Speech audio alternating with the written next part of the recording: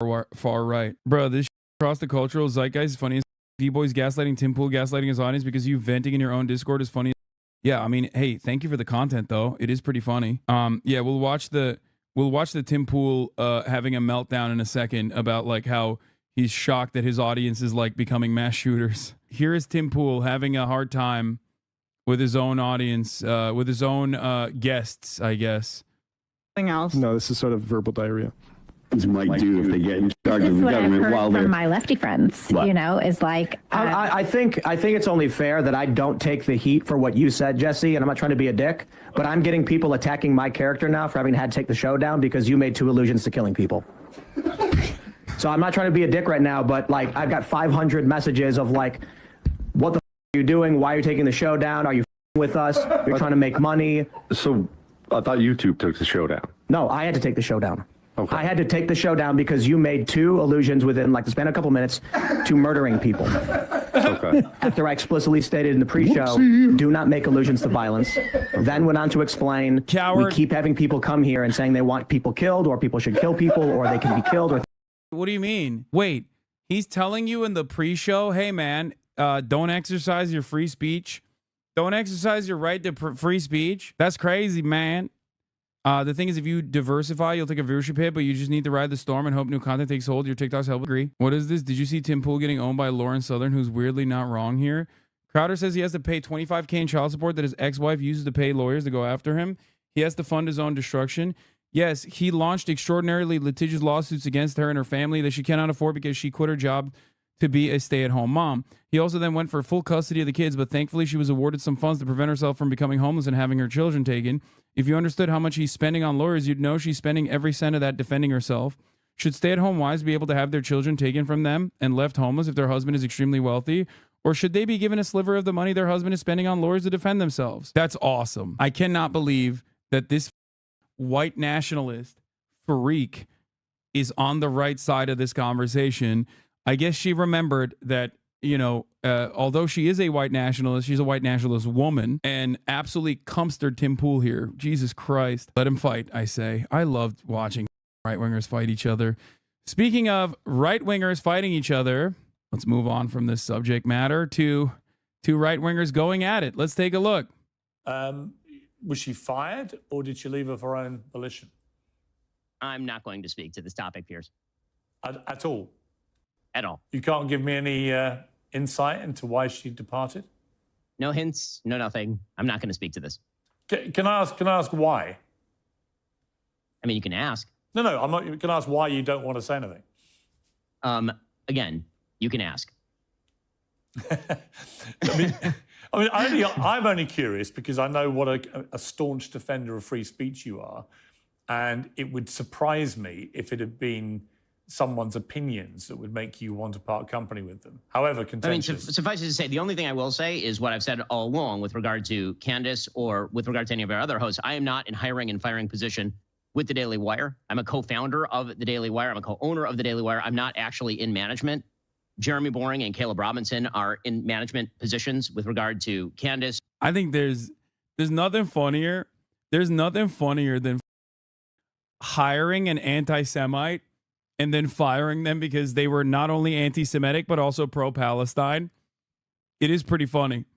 I love that. That's great. I mean, good moves overall. Keep it up. Or anyone else. And as far as the free speech situation, what I will say is that no company has the obligation to literally pay anyone. The Daily Wire is a publisher. It is not a platform. I've never called for Candace or anyone else for that matter to be banned from YouTube, to be banned from X, to be banned from any platform. That's a different story. Obviously, when it comes to any publisher gets to make decisions about what it wishes to purvey and not. I mean, I'm just not going to labor this, but one more point I would make is it's been reported extensively that the reason for her departure was because her comments have been perceived by people at the Daily Wire as anti-Semitic. Someone said, when you ask AI to elaborate, and it's such a good lock, dude, he literally does. He's doing the Chat GPT argument. Like, I am sorry, I am not at liberty to discuss this. Would you like to hear about some other positive conversations instead? My programming stops me from telling you. Again, I'm not going to comment on this, Piers. Okay. It's like how Gavin McInnes got fired from his alt-right job in Canada. The news source was run by his ultra-conservative Jewish Zionist, and Gavin was a massive anti-Semite. You get what you hire? Yeah. It's pretty funny because, like, Ben cultivates this audience of people who are almost 100% aligned, 99% aligned with Nazis, right? And then that extra 1% kicks in where they're like, yeah, no, it's actually Jews that are responsible for everything.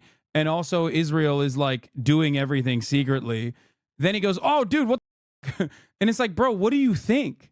Like, what do you think these guys believe? Like, where do you think they came from? You align with them on 99%. Okay?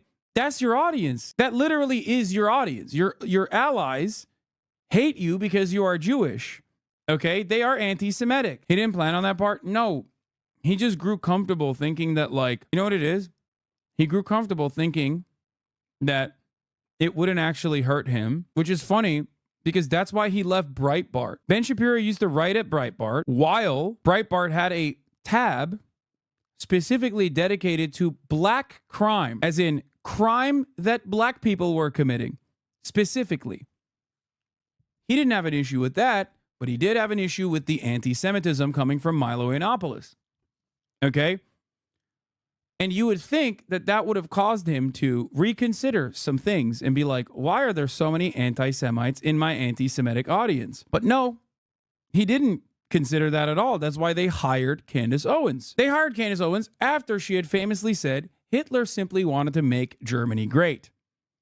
I'm sorry, but if you hire someone who's saying that, you should expect them to say more of that when you hire them. If I hire Steven Crowder, I'm expecting him to be racist. I'm not going to punish him for being racist. That's why I'm hiring him. Here it is, by the way, for those of you who don't believe me, the infamous black crime tag. Yeah, why did these gay men keep sucking my is pretty funny. It's exactly what's going on. Do you think you're losing popularity because people are turning into right wingers or because actual socialists finally found out you're a fraud? Yeah, that actual socialists finally found out I'm a fraud. That's what happened. Dude, I love you guys, man. You're great. It's both. People are becoming more and more right-wing, and people are like, this guy's a fraud. No way. Joe Rogan. They lost Joe Rogan. Hey, I want to know what she was fired for. Because was it criticism of Israel? Did she show that Edward Snowden video that he put up on Twitter that shows them drone bombing those kids those men, I should say, unarmed people that were walking towards the rubble? No, I do think that Candace Owens, dude, God, look. There's a correct way to talk about this, okay? Which Elk Man is not going to do. Ape Man is not going to do the correct way to talk about this. Candace Owens is definitely an anti-Semite. Make no mistake. Turkish commie trust fund baby.